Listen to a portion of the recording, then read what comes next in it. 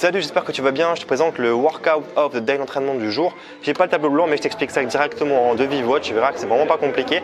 Alors, pour faire simple, pour ceux qui veulent directement aller droit au but, qui veulent pas regarder toute la vidéo, le WOD il est simple. Tu dois faire 5 tours le plus rapidement possible de 30 mètres de marche sur les mains et de 30 squat pistol. Donc 30 mètres de marche sur les mains, 30 squat pistol, 5 tours le plus rapidement possible. Tu mets un cap time à 15 minutes. Okay, si tu n'es pas capable de marcher sur les mains parce que tu n'y arrives pas, dans ces cas-là, je propose un éducatif. L'idée en fait, c'est de te mettre contre un mur, contre un miroir ou quelque chose de solide, un arbre si tu es dehors, et de mettre en fait le front sur le sol ou en coussin, les mains au sol pour avoir 3 appuis, donc les appuis avec les mains et la tête, et de remonter en fait concrètement tes jambes, ton bassin pour arriver contre le mur et de refiner la descente.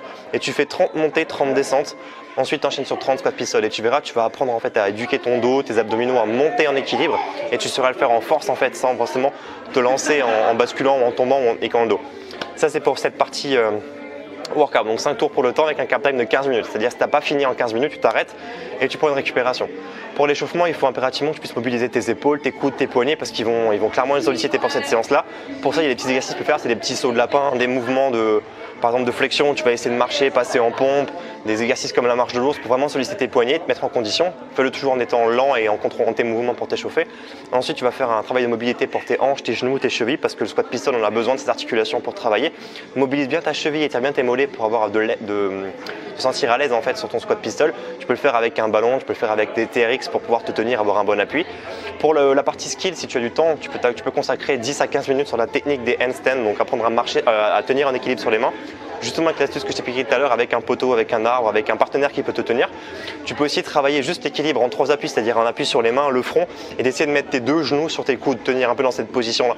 C'est une position que tu vas permettre en fait d'enlever la prévention d'être la tête en bas et de te sentir stable et équilibré. Si jamais tu t'es amené à chuter en fait, il ne faut surtout pas que tu paniques, tu peux chuter, il faut juste que tu rentres le menton et partir en roulade avant.